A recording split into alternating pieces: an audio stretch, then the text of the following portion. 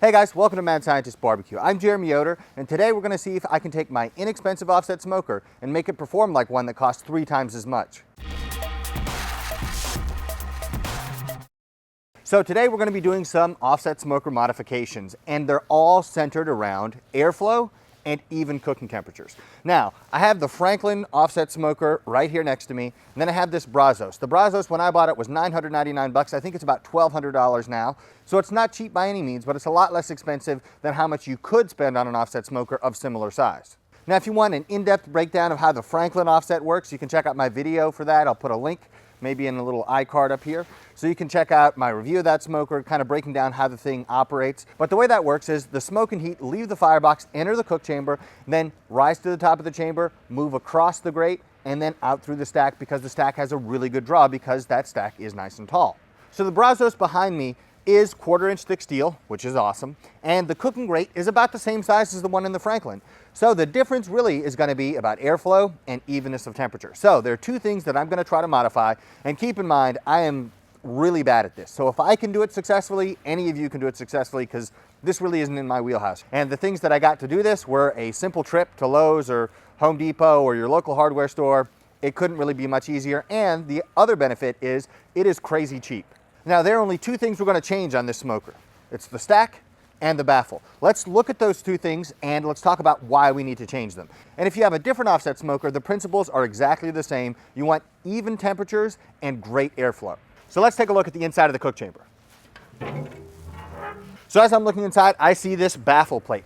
That has two issues. Number one is, because the baffle plate is pointing down, it's going to restrict airflow. That hot air wants to rise. It's kind of okay with going side to side, but it really doesn't want to be forced down. So that baffle plate really restricts airflow. So that's the first reason I want to get rid of it. The second reason is because it directs all those hot gases right to the middle of the cook chamber. Now, if you're going to have a hot spot on your smoker, you don't want it to be right in the middle of the usable cooking space. If you're going to want it anywhere, you're going to want it right here on the end, because that gives you a large portion of the cooking grate that's still going to cook really well. Even in the largest offset smokers, there's always a hot spot right next to the firebox. So if we can get a small hot spot right here next to the firebox and the rest of the space is usable cooking grate, that's awesome. The reason that they included this baffle, I think, is because they put thermometers in this thing and they realized that they got relatively even temperatures. It was really hot right in the middle, and then as you move this way, it cooled off a little bit, and as you move this way, it cooled off a little bit, but relatively even. The problem with that is, usually when you're cooking something, it's going to go in the middle of the cooking grate. So you have a hot spot right under what you're cooking. In addition, you also have the problem of the thermometer being high up on the chamber. So the temperature right in the middle of the grate might be 50 or 75 degrees hotter than what you're reading on that temperature gauge, because that heat is going to come up in the middle and then going to get sucked out of the stack, and so you don't get an accurate temperature reading. If you use digital probes, you're going to get more accurate readings, but still you're not going to be able to get readings of what's directly under your meat where all those hot gases are coming out. Next, the second modification we're going to make, and this one is by far the easiest, is we're going to extend this stack. So this stack is about 5.5 inches in diameter, which is good. It comes in at great level. It doesn't have a collector, and if you guys will check out my last video, you can see why I don't think it's necessarily a big deal not to have a collector. I think it's more important that the stack is of sufficient size in terms of diameter and height to get great draw. So I'm not super worried about a collector. If you want to cut this stack off and put in a collector, you totally can. It'll look nice. It'll probably function well, but I just don't think it's necessary. So all we're going to do is put an extender on this stack. I went to the hardware store, I got a stovepipe extender, and I got a little fitting so I can adjust the size of that new piece and make it fit in this really well. And that's it. We're going to slap that on and we're going to test it out. If necessary, we can put some insulation around the extension and the bottom of the stack just to make sure all those gases stay really hot and they just shoot out of the stack and draw super, super well. All right, so to take out that baffle, I have an angle grinder and a cutting disc, and I have a sneaking suspicion it's going to be a little bit more difficult than I think, but we're going to give it the old college try. And even if we can't get that to work, I know I can fix the stack. So let's give it a shot and see what happens. I want to give a big thank you to today's sponsor, HelloFresh. HelloFresh meals are convenient. They show up at your door. They're pre-portioned. You can adjust them to whatever kind of meal you want. So if you're counting your carbs, they have options for that. If you want to go gluten-free, they have options for that. So whatever you're after, HelloFresh has the answer. Now I have a number of goals for 2022. A few of them are eat less fast food, because I can tell I've been eating too much of it. eat more home-cooked meals because there's a communal nature and my whole family can eat together and we can all enjoy the food together. And then the third thing is to eat healthier food. And HelloFresh allows me to do all three of those. All this talk about achieving goals would be worthless if these meals weren't delicious. And the best part about it is everyone loves them. I like them, my wife likes them, my 18-month-old daughter loves them too. We all get to enjoy the food together. Another really important aspect of the HelloFresh meals is that they save you so much time. You don't have to go to the grocery store and look for obscure ingredients for recipes that you found that you really like, but instead it all shows up pre-portioned and there's no waste. So on a night like this, I had a really busy day, I get home, I'm starving, and I know that there's a HelloFresh meal in the refrigerator that I can make that everyone's gonna enjoy and won't take too long to make. If HelloFresh is something you're interested in, just go to HelloFresh.com and use code MadScientistBBQ16 for up to 16 free meals and 3 surprise gifts. That's HelloFresh.com, use code MadScientistBBQ16 for up to 16 free meals and 3 surprise gifts.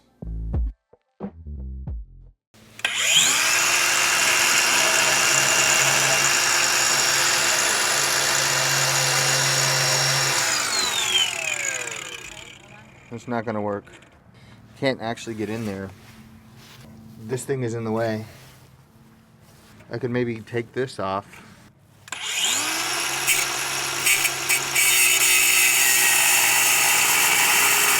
I may have to weld this back in place or something. I may have to take this off just so I can get to these little welds right here. Dang it. Knew it was gonna be more complicated than I thought. All right, so I realized that this little grate holder here, I may have to cut out just so I can access back here and cut out this baffle plate. Or maybe,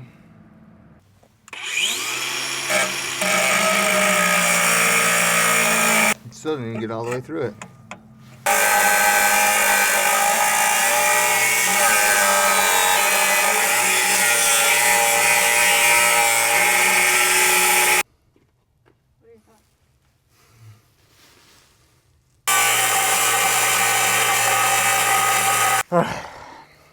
Switch out another cutting disc.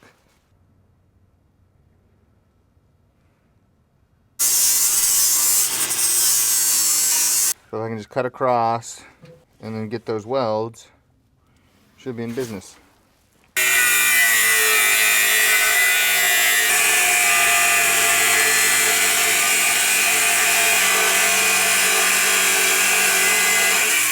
All right, I think that's it.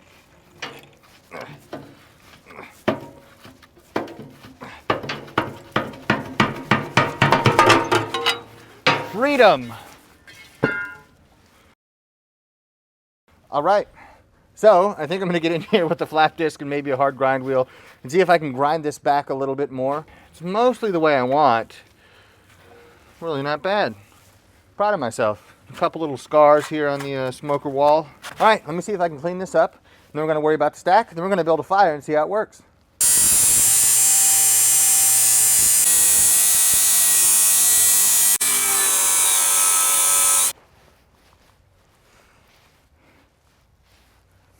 Okay, so that's about as good as that's gonna be for right now. I may find some other way or ask somebody a better way to actually get that thing out of there. I'm sure a lot of you guys out there are like, oh, you moron. If you'd have just done this, it would have been easy. But again, like I said, when it comes to this sort of thing, it's not my element.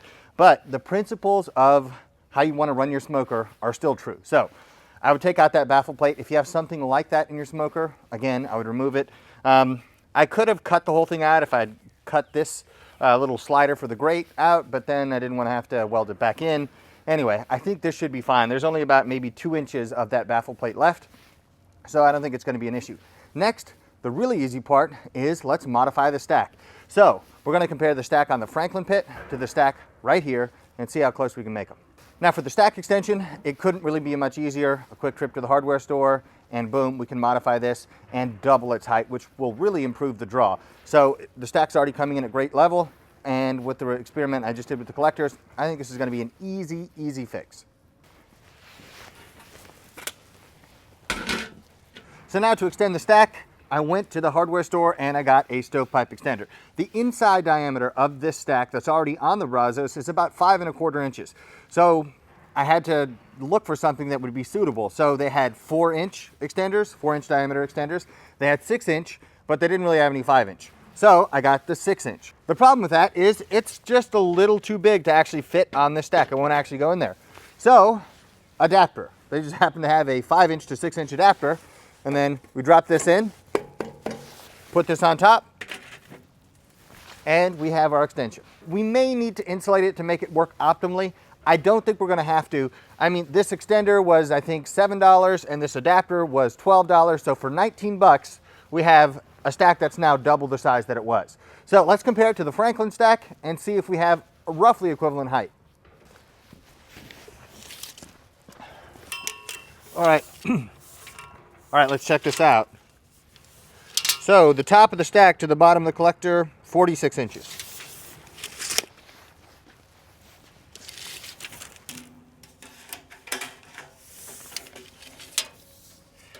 And over here,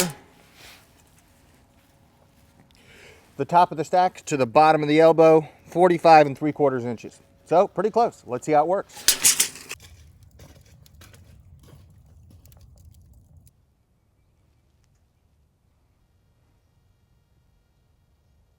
Okay guys, fired up the Franklin pit, and here you can see how the temperature is distributed. Obviously, the firebox is extremely hot, but then you have this hot spot right in the middle, and that's where the heat kind of goes up. Then you have a colder spot over here, but relatively even distribution, not super even. Now, let's take a look at the Brazos with the stack extension, see how that does. Okay, here we have the Brazos, and as you can see here, we have pretty even temperatures all the way across. There's not one spot that's noticeably hotter in the cook chamber than other spots. So it's actually maybe even more even in temperature than the Franklin pit. So the next thing we have to do is we have to do a cook where we compare these two. So from the first impressions that I have of this, it looks like the Brazos is going to be able to hang in there. And for a smoker that costs 1/3 as much, if you can modify it for, you know, $19 to compete with something that costs 3 times as much, I'd say that's a pretty good deal. So I'm very happy about that. Okay, if the thermal camera is any indication, for $19 and a can of Pam, I have this Brazos looking and cooking like a brand new pit. Also, just subjectively in getting the fire going and kind of running this thing for about 2 hours now, I can definitely tell it's drawing a lot better than the Brazos used to draw. And in comparison to the Franklin, it's kind of neck and neck. They're pretty even. And if you think about it, the point of barbecue is to take cheap cuts and turn them into something amazing. If we can do the same thing with a hunk of metal, I'd say that's a win. And I think the point here is that you can do a couple simple modifications and turn this into something that should really cook well. The next thing we have to do is we're going to cook on it. So in an upcoming video, we're going to pit these two against each other and see if a $19 plus a can of Pam modification to a Brazos will allow it to cook as well as a Franklin. The reason I did this video is because I was talking to people on Patreon, and a lot of people were asking me, well, what kind of modification should I do to my Brazos? I have one, and I really wanted to draw air better. I wanted to get, more even cooking. And these are the suggestions that I've been making to people for a long time, so I thought I might as well get out here and try it myself and see how it actually works. And from the looks of things, it really works. And actually, I'm gonna be giving away that Franklin smoker on Patreon, as well as one of the fat stacks and a bunch of other stuff, aprons, thermopens, all kinds of great stuff, because I want each thing that we give away to be really worthwhile. So if any of that interests you, you can follow me on Patreon. You can also follow me on Instagram, Twitter, and Facebook at Mad Scientist Barbecue. I'll see you guys next time.